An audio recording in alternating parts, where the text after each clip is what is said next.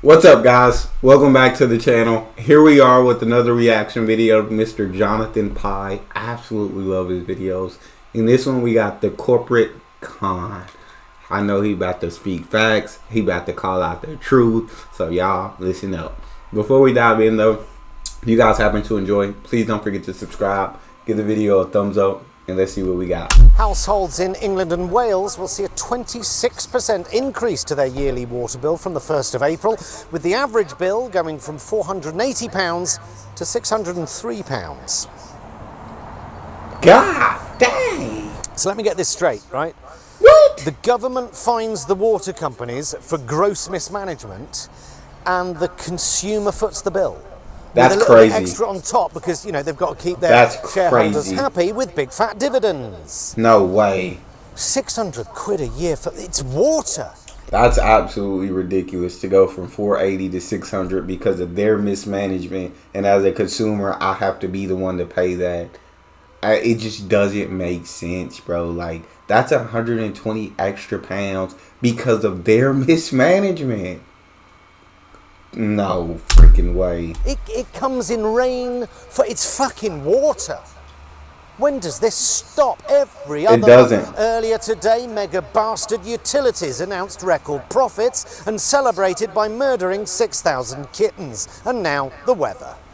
Oh my Blame days. Thatcher. Yes, you can. Yeah, I think you'll find you can blame Thatcher for pretty much everything. Right? Of course you can. The first leader to make an entire country believe that there was something fundamentally wrong with spending money on public services. Right? This is how it's meant to work, right? We pay tax, the government takes the tax and spends it on public services, right? 100%. That might sound like loony, lefty, socialist bollocks, but there isn't a country in the world that doesn't work like that to some extent. Facts. And I feel like it should work like that. You pay taxes, yes, and you should be able to see what your money goes to. And I hate this about the U.S. because I feel like we don't necessarily get to see a lot of benefits from our taxes as a lot of countries in Europe. A lot of our money goes to the military, which I guess in a sense our military kind of helps defend a lot of Europe. But yeah, they have like incredible social services for their people, and we can't even get universal health care. But I'm not here to rant. I'm not here to go on a rant. We're going to go to Jonathan Pie because he's the ranter, and I'm here to react to him. But I understand what you're saying, Jonathan. I understand. You pay your taxes, the government spends it on X, Y, and Z, right? But most of our public services are now owned by private companies whose main purpose, and in most cases, you're becoming the U.S. is to make profit. They don't work for you or the government or the... Welcome to the United States. UK, people in the UK, welcome to what we live with, for sure. Council, they work for shareholders and nobody else. And it's a pretty good system if you own shares in that company. Privatization, it was sold to the nation as giving us more choice as consumers, and there is a choice. Get fucked hard over a barrel with zero lube, or go without heating and water. There's your choice. That's your choice. That's it. But hey, doesn't matter. Help is at hand. We got a Labour government now, haven't we? So hello, nothing. Maybe they've gone out. It's not reasonable for people to expect Labour to turn around 14 years of Tory mismanagement, greed and utter fuckduggery in 7 months. A health service on its knees, an immigration service on its knees, a prison service on its knees. You know, there's a lot of shit to do and fuck all money to do it with because our economy is like a nuclear bomb with a hair trigger, right? The state of the country might not be Labour's fault, but now they're in, it is their responsibility. And they did ask for the job. And I'm sure they all feel like they're working their little asses off right now. But to everyone else, it feels like they've only just sat down at their desk and they're still rearranging their pens. I think this is just me being born and raised in the United States. There's just a distrust of politicians. There's a distrust of government. There's so much because so many things are privatized, and it is absolutely ridiculous. I feel like here, if you're wealthy, you got everything.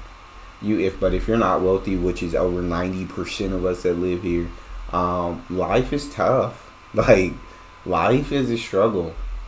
And he's saying, like, yeah, you expect, yeah, the government that you vote to put in power, you expect them to reverse any damages caused or to make your life easier. But I guess in the UK, hey, Tories messed it up, and the Labour's trying to fix it, but they 7 months you can't fix all that damage. But still, you signed up for the job, so we expect you to fix it. And but to me, I feel like both sides, politicians, they all work together behind the scenes, and they just get us as people divided. So we not looking into them enough. Looking out where they keep the post-it notes. People are crying out for fundamental change, desperate, but you just seem to be fiddling with the paper clips. It's time to start governing. This low risk, say nothing, do nothing, promise nothing, it might be the right way to get into government, but it's no way to govern. At all. You can't expect the country to have turned around in 6 or 7 months, but I do think it's reasonable to not expect your water bills to continue to rise, knowing your daily morning dump will still be floating in the English Channel by tea time, whilst the boss of Thames Water owns over £2 million a year, with That's energy crazy. Giants making £457 billion of profit as consumers' bills are the fourth highest in the world. When do we start to see some change? I honestly thought it was just this problem in the U.S. I thought we were the only ones with this issue, where these businesses and everybody's making record profits, but us as consumers, we're getting screwed. We're getting screwed over a barrel, and there's no good options for us. But I guess it's everywhere. Because the honeymoon is over, right? The honeymoon was over the minute your opening gambit was to stop helping old people pay for their astronomical bills, which might have been an economic necessity, but it was also a PR atrocity. How to jizz any political capital up the wall in one easy step.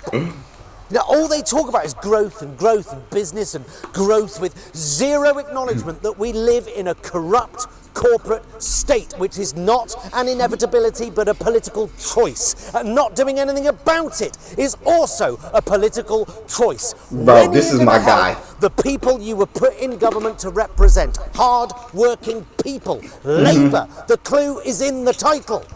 When do the millions of people who voted for you and put their trust in you, and in fact the millions that didn't, when do they start to feel the benefits? When?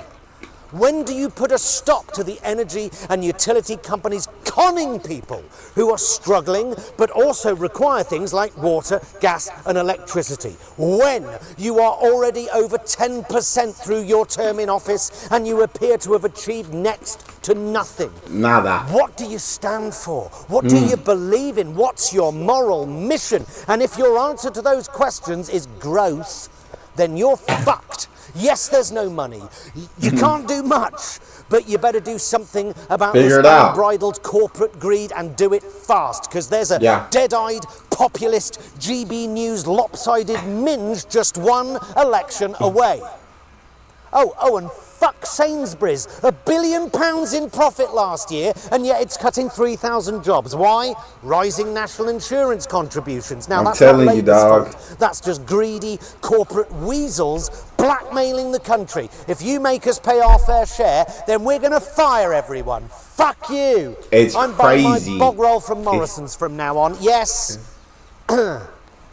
Well, the Liberal Democrats' environment spokesperson, Tim Farron, said the increase was absolutely scandalous. He went on to say that energy companies... Yeah, I feel like it took me to probably my early 20s to actually just look and realize that this country is not ran by politicians. And I'm talking about the U.S., but I mean, from what he's saying about the U.K., it sounded very similar over there. But this country is not ran by politicians. It's not ran by governments. It's not ran by presidents. It's ran by corporations and companies. It's ran by CEOs. It's ran by the elite of the elite. They call the shots. They fund the people who are in power. They help put those people in power, so that when those people go in power, they look out for them. And they ran things, and you can obviously see it. And so when people are crying and arguing about who should be president and who should be in certain positions, I mean, at the end of the day, the winners are going to always be the companies and corporations. They're always going to win. Always going to win. And as unfortunate as that sounds, that's just how it is. And shout out Jonathan Pye for calling it freaking out. I loved that. That's all we got. If you guys enjoyed, don't forget to subscribe, get a video a thumbs up, and check out the next one. I'll see y'all next time.